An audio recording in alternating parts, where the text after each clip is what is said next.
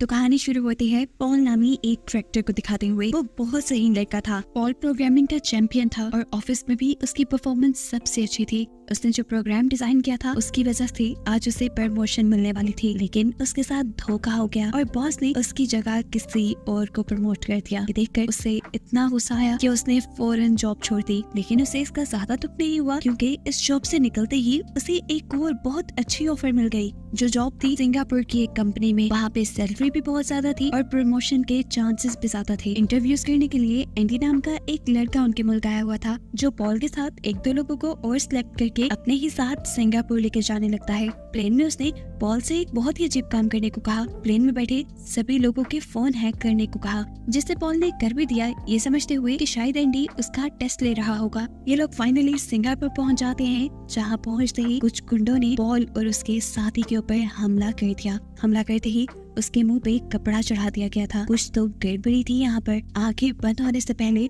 उसने इन गुंडों के साथ एंडी को भी देखा था और उसी लम्हे वो समझ गया था कि जिस जॉब की लालच में वो यहाँ तक पहुँच गया है वो जॉब जरूर एक स्कैम है। खैर, जब पॉल और उसके साथी की आंख खुली तो वो एक दूसरे मुल्क में थे। इस नए मुल्क में ये लोग एक अजीब सी फैक्ट्री के पास आकर रुके थे, जहाँ पर इन्हें मिलता है बेन, गैम्बलिंग इंडस्ट्री का सबसे बड़ा गैंगस्टर। वो इन्हें यहाँ बताता है कि तुम आज से हमारे साथ काम करोगे और अगर नहीं करोगे तो अपना हशर खुद ही देख लेना। पॉल इस बात से बुरी तरह डर चुका था। उसे अब फैक्ट्री के अंदर लेकर आया गया, जहाँ पर सभी लोग कंप्यूटर पे बैठे काम कर रहे थे। सबके मुंह से लग रहा था कि ये काम उनसे जबरदस्ती करवाया जा रहा है और जो ये काम नहीं करता था उसे टीजर गन से टॉर्चर भी किया जाता था। यहाँ पर मौजूद सभी लोग गैम्बलिंग एप्स बना रहे थे। इसके बाद इन सबको सेकंड फ्लोर पर लेकर जाया जाता है, जहाँ पर बड़े बड़े सॉफ्टवेयर इंजीनियर्स काम करते थे, जिनको प्रोग्रामिंग और डेटा माइनिंग बहुत अच्छे से आती थी। और मजेदार की बात ये थी कि यहाँ पे मौजूद लोगों को सैलरी भी पे की जाती थी, वो भी निचले फ्लोर के लोगों से ज्यादा। इसके बाद पॉल और उन सभी लोगों को बेन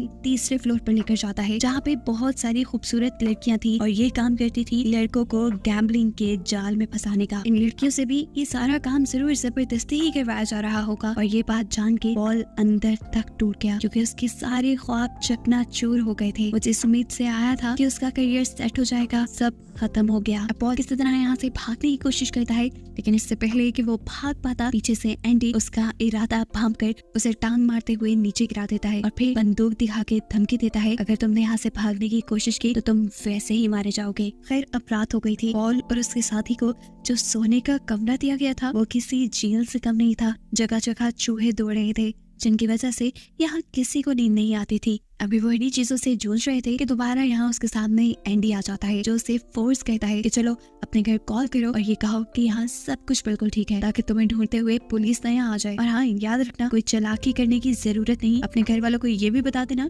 यहाँ सिग्नल्स का इशू है, ज्यादा बात नहीं हो पाएगी। पॉल ऐसा करना नहीं चाहता था, लेकिन एंडी ने जब उसे टॉर्चर करने की धमकी दी तो उसने मैसेज कर दिया। इसी दौरान वो देखता है कि एक आदमी को बहुत बुरी तरह से बांधकर मारा जा रहा था। आसपास के लड़के उसे वजह बताते हैं कि इस लड़के ने आज यहाँ से भागने की कोशिश की थी। और ये देखते हुए पॉल के जहन पे जो ये ख्याल चल रहा था कि वो जल्दी यहाँ से भाग जाएगा, वो भी सारा खत्म हो गया। अब अगली सुबह जब ये लोग काम पे आते हैं तो एंडी यहाँ पर पॉल को एक बहुत बड़ा स्कैम करने को कहता है। पॉल ये नहीं कर सकता था, उसने मना कर दिया और उसके मना करते ही यहाँ एंडी के लोगों ने उसे बुरी तरह पीटना शुरू कर दिया। उसकी चीखें सुनता हुआ यहाँ बेन आया, इन सबका बॉस। उसने सभी को रोका और कहा, अरे अरे रुको, इसे मारने की जरूरत नहीं, ये तो बिना मारे ही हमारा सारा काम करेगा। अब पॉल यहाँ पे उनकी गैम्बलिंग वेबसाइट के लिए एक एड डिजाइन करता है। उसने इनका काम तो कर दिया था, लेकिन यहाँ रहना उसे गवारा नहीं था। उसके जहन में एक आइडिया आया और वो हेल्प वाली एक चीट बनाकर पहुंच गया वॉशरूम में। उसकी उम्मीद के मुताबिक यहाँ उसे एक विंडो दिख भी गई, जहाँ से लेटर बाहर फेंकने पर उसे कोई ना कोई मदद तो मिल जाती। लेकिन अफसोस कि यहाँ की विंडो सील्ड थी और जिस सीट के ऊपर चढ़कर वो इस हेल्प वाले पेज को बाहर फेंकना चाह रहा था, वो सीट पे टूट गई। शोर सुनकर यहाँ से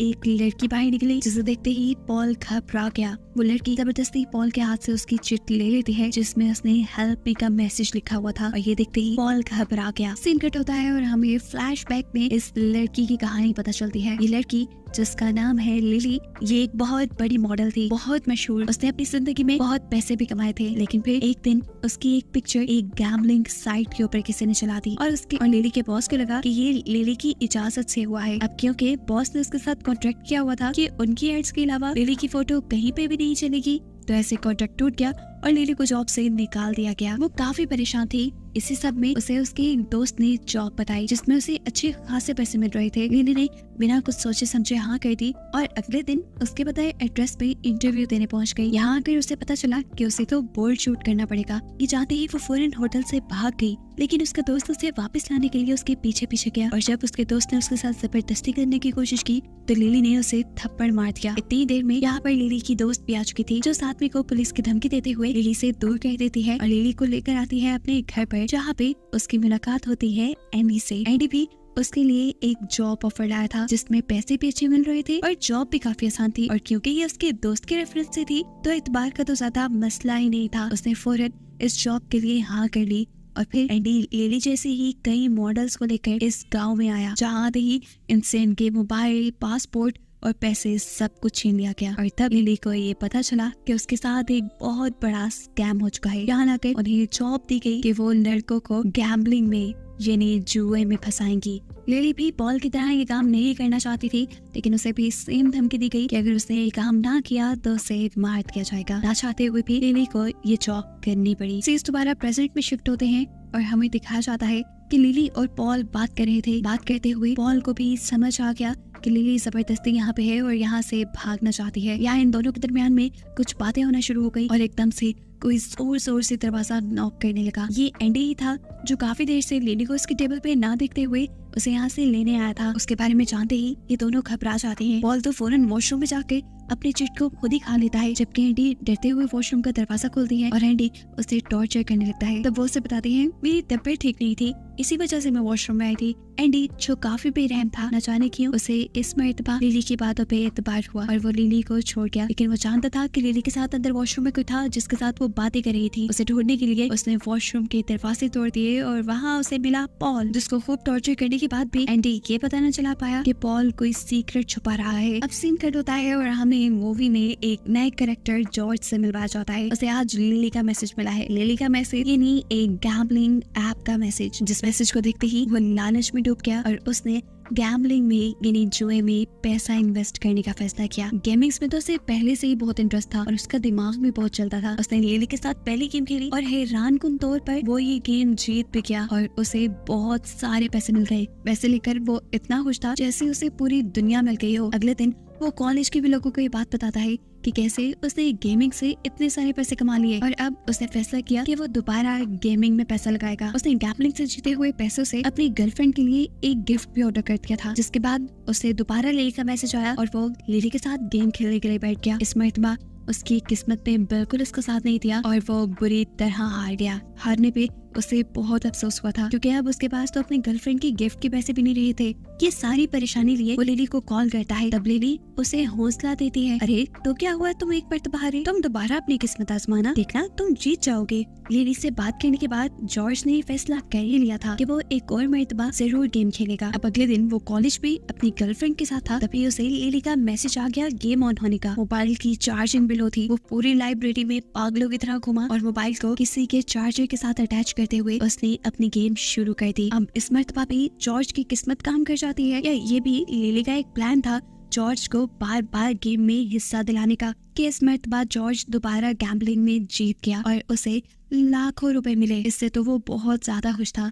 अगले दिन जब वो ऑफिस में था तो उसे दोबारा लिली का मैसेज आ गया। इस मर्तबा लिली ने उसे एक लॉटरी टिकट खरीदने को कहा और उसने फौरन खरीद भी लिया। लॉटरी टिकट उसने बहुत महंगी खरीदी थी जिसका इनाम भी बहुत बड़ा था, लेकिन बदकिस्मती से वो हार गया और उसके अकाउंट में जितना भी बैंक बैलेंस था सब उड़ गया। लेकिन उसका गैम्बलिंग का नशा नहीं उतरा। गैम्बलिंग का भूत उस पे इतना सवार हो गया था कि अब उसने गेम खेलना रेगुलर स्टार्ट कर दिया था। इसके लिए जब उसके पास पैसे खत्म होने लगे तब उसने अपने एक्सपेंसिव जूते, कार, कपड़े सब बेच दिए। यहाँ तक कि अपने फ्रेंड सर्कल से भी बहुत ज्यादा उधार ले लिया। इस सारे पैसे के जाल में उसे समझ नहीं आया कि वो कुछ हासिल करने के बजाय सब कुछ हार रहा है। अब जॉर्ज अपने इतने ज्यादा पैसे डुबा देता है कि वो गैम्बलिंग वाले अपने पैसे निकलवाने के लिए जॉर्ज के घर पे ही हमला कर देते हैं और जॉर्ज के घर पे मौजूद सारी कीमती चीजें उठा कर ले जाते हैं। कीमती चीजें उठाने के बावजूद भी जॉर्ज का गैम्बलिंग वाला कर्जा उतर ही नहीं रहा था। इसीलिए अपने पैसे वापस लेने के लिए ये लोग उसे हॉस्पिटल ले गए और वहाँ जाकर उसके बॉडी का सारा खून बेच दिया। बॉडी से एकदम से इतना सारा खून निकलने की वजह से वो बहुत ज्यादा बीमार हो चुका था। अपने बेटे की हालत उसके पेरेंट्स से खराब देखी नहीं गई और फिर उसके पेरेंट्स ने अपनी सारी प्रॉपर्टी बेचकर उसका इलाज करवाया, साथ ही साथ उसका सारा कर्जा भी उतार दिया। अब उन्हें उम्मीद थी कि जॉर्ज ठीक होकर ये सब कुछ नहीं करेगा, वो इस सब से सीखेगा, लेकिन जिंदगी में इतना बड़ा हादसा होने के बावजूद भी वो बिल्कुल नहीं संभला और उसने दोबारा गैम्बलिंग शुरू कर दी। लेकिन इस मर्तबा सैम इसकी गर्लफ्रेंड इसका बहुत ख्याल रख रही थी और इस मर्तबा जब जॉर्ज ने बेट लगाई तो हैरानकुन तौर पे वो जीत भी गया पूरे 1 करोड़। इससे पहले कि वो खुश हो जाता, उसे उसकी गर्लफ्रेंड से पता चलता है कि वो उसकी बेट को पहले ही कैंसिल कर चुकी थी और ये जान के उसे बहुत ज्यादा गुस्सा आया। अब जॉर्ज जो गैम्बलिंग के लिए पागल हो चुका था, उसे किसी तरह तो पैसे चाहिए थे, इसीलिए उसने अपनी ग्रैंडमा का सारा गोल्ड भी बेच दिया, घर की सारी कीमती चीजें बेच दी। और तब भी जब उसका दिल नहीं भरा तो उसने अपनी मॉम को ब्लैकमेल करते हुए उनसे उनके क्रेडिट कार्ड का, उनके लॉकर का, हर जगह का पासवर्ड लेकर वो सारे पैसे भी गवा दिए और बाद में अपना घर भी गिरवी रख दिया और सारे के सारे पैसे गैम्बलिंग में लगा दिए। लेकिन कोई फायदा नहीं, क्योंकि अब वो कोई बेट जीत नहीं पा रहा था। असल में ये सारा एक स्कैम था। पहले गैम्बलिंग वाले खुद लोगों को जितवा कर उन्हें पैसे देकर उन्हें गैम्बलिंग का चस्का लगवाते थे और बाद में जब वो लोग पूरी तरह गैम्बलिंग में पागल हो जाते थे तो उनका सारा पैसा बटोर लेते थे। और जब ये चीज खुद जॉर्ज को समझ आई तब तक बहुत देर हो चुकी थी। उसके पास से उसका घर तक जा चुका था, उसके पेरेंट्स की सारी चीजें भी, वो सब लोग सड़क पे आ गए थे और ये जानकर उसे बहुत बड़ा सदमा लगता है। उसकी गर्लफ्रेंड ये जान लेती है कि अब उसकी दिमागी हालत ठीक नहीं है, इसलिए वो उसका पीछा करते हुए घर तक आ गई। वो चिल्लाती रही, जॉर्ज कुछ मत करना, देखना हम सब मिलकर सब ठीक कर देंगे। लेकिन उसकी सारी बातें सुनने से पहले ही जॉर्ज ने अपने अपार्टमेंट से जंप करते हुए अपनी जान दे दी। अब सीन कट होकर हमें बहन को दिखाया जाता है जो कि अपने इसी गैम्बलिंग के बिजनेस से बहुत ज्यादा पैसा कमा चुका है और इसी की वो आज पार्टी कर रहा है। सभी लोग बहुत खुश हैं, ये जानते हुए भी कि उन्होंने ये पैसा लोगों को धोखा देकर उनकी जानों को खतरे में डालकर कमाया है। खैर आज लिली बहुत ज्यादा खुश थी क्योंकि उसने अपने 5 मिलियन कस्टमर्स पूरे कर लिए थे और ये किया था उसने पॉल की मदद से। जिस दिन वॉशरूम में वो दोनों बातें कर रहे थे तब पॉल ने उसे कहा था, मैं तुम्हारी यहाँ से जाने में मदद कर सकता हूँ, प्रोग्रामिंग के जरिए मैं तुम्हारे 5 मिलियन कस्टमर्स पूरे करवा दूंगा और फिर तुम यहाँ से चली जाओगी। अब इसी चीज के चलते वो बेन के पास आती है और उससे अपना पासपोर्ट मांगती है क्योंकि फाइनली अब वो घर जा सकती थी। लेकिन बदकिस्मती उसकी कि बेन ने उसे बताया कि तुम अभी घर नहीं जा सकती, तुम्हें 10 मिलियन का टारगेट पूरा करना होगा अब घर जाने के लिए। और ये सुनकर उसकी सारी उम्मीदें टूट गई। वो काम करने से मना भी नहीं कर सकती थी क्योंकि इसका अंजाम भी उसे पता था। यहाँ पर अब बेन पॉल से भी बहुत खुश था क्योंकि उसने यहाँ के सारे सिस्टम को इतना हाई टेक कर दिया था कि अब बेन को गैम्बलिंग के लिए दूसरे वर्कर्स की जरूरत नहीं रही थी। उसका सारा काम ऑटोमेटेड हो गया था कंप्यूटर्स के जरिए। इसी वजह से वो पॉल से बहुत ज्यादा खुश था और वो पॉल से कहता है, बताओ तुम्हें क्या चाहिए। और पॉल यहाँ अपने बारे में कुछ सोचने के बजाय यहाँ के सभी वर्कर्स की छुट्टी मांगता है। सब पॉल के इस फैसले से बहुत खुश थे, काफी देर से बात कर जा रहे थे, एक्साइटमेंट बहुत ज्यादा थी। जाते हुए एक लड़का पॉल से मिलकर भी जाता है जिसके हाथ में पॉल ने सीक्रेटली एक नोट दे दिया। इस नोट के अंदर बहुत कुछ लिखा हुआ था। असल में ये पुलिस के लिए एक सिग्नल था और नोट पकड़ने वाला लड़का भी ये बात समझ गया। एयरपोर्ट तक इन सबको छोड़ने के लिए एंडी जा रहा था, लेकिन रास्ते में ही अब एंडी का मन किया सिगरेट पीने का। पैसे उसके पास नहीं थे, इसीलिए उसने सारे वर्कर्स से पैसे मांगना शुरू कर दिए। किसी के पास भी पैसे नहीं निकले सिवाय उस लड़के के जिसे पॉल ने नोट पकड़ाया हुआ था। एंडी जब उसकी सिगरेट लेने गया तो शॉपकीपर ने बताया, एक्सक्यूज मी सर, ये नोट नहीं चल सकता, इस पे कुछ लिखा है। एंडी ने जब उस नोट को पढ़ा तो वो गुस्से से आग बगोला हो गया। वो समझ गया कि पुलिस को कोई खबर पहुंचाने वाला था। गुस्से में वो बस एयरपोर्ट लेने के बजाय वापस अपनी फैक्ट्री में ले आता है और बेन को सारी बात बता देता है कि कैसे ये सब लोग मिलकर यहाँ की इंफॉर्मेशन पुलिस को देना चाहते हैं। बेन को भी गुस्सा आ जाता है और वो सभी लोगों को टॉर्चर करने का ऑर्डर देता है। ये टॉर्चर पॉल और लिली दोनों से ही बर्दाश्त नहीं हुआ और सबको बचाने के लिए उन दोनों ने अपने ऊपर इल्जाम ले लिया कि असल में वो हम ही हैं जो पुलिस तक यहाँ की खबरें पहुँचाना चाह रहे हैं। उन दोनों के इस किए की सजा के तौर पर पॉल की तो एक टांग ही काट दी जाती है, जबकि एंडी लिली के सारे नेल्स उखाड़ देता है जिससे उसे बहुत ज्यादा दर्द हुआ। अब ये लोग कुछ और गड़बड़ी ना कर दी,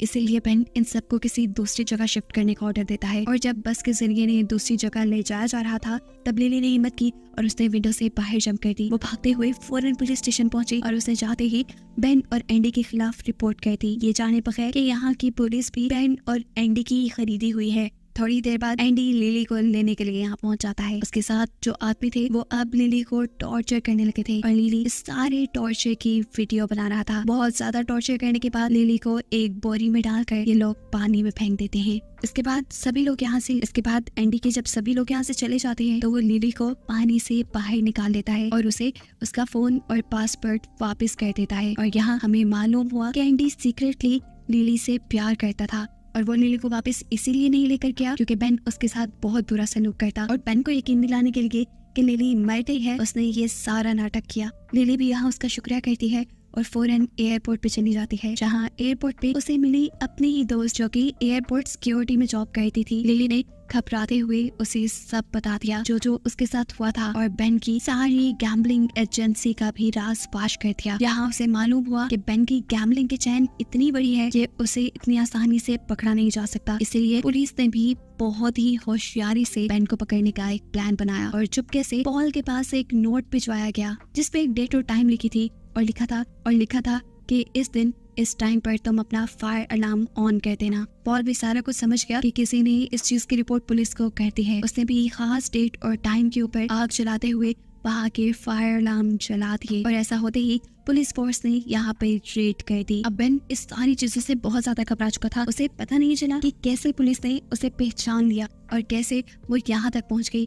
थोड़ी देर बाद आखिर वो समझ गया कि उसे असल में किसी और ने नहीं बल्कि उसके अपने साथी एंडी ने धोखा दिया था। उसी में बेन एंडी को मारना चाहता था लेकिन वो ये नहीं कर पाया क्योंकि एंडी और उसका सालों का साथ था वो भी भाइयों जैसा। इससे पहले कि वो कुछ और करते पुलिस ने उनको भी देख लिया और आते ही बेन से उसका फोन मांगा। पुलिस जैसे बेन का फोन उठाने लगी तो एंडी घबरा गया। वो जानता था कि अब उसका दोस्त पकड़ा जाएगा, इसीलिए उसने पुलिस ऑफिसर पर गोली चला दी, ये सोचे समझे बगैर कि अब यहाँ पे पुलिस उनसे ज्यादा थी और उसकी इस एक गोली के जवाब में पुलिस ने उसे गोलियों से भून दिया और वो यहीं पर मारा गया। खैर इस सारे ऑपरेशन में बेन पकड़ा गया था और इस सारे ऑपरेशन के ठीक 1 साल बाद तक पुलिस गैम्बलर्स को पकड़ती रही और ऐसे पूरी दुनिया से काफी हद तक गैम्बलिंग कम हो गई। इस सब के काफी टाइम बाद हमें एक प्रेस कॉन्फ्रेंस दिखाई जाती है जहां हम पॉल से मिलते हैं जो अपना एक पांव खोने के बाद सब लोगों को गैम्बलिंग के खिलाफ अवेयरनेस दे रहा था। और इसी प्रेस कॉन्फ्रेंस में लिली भी थी जो दोनों अभी तक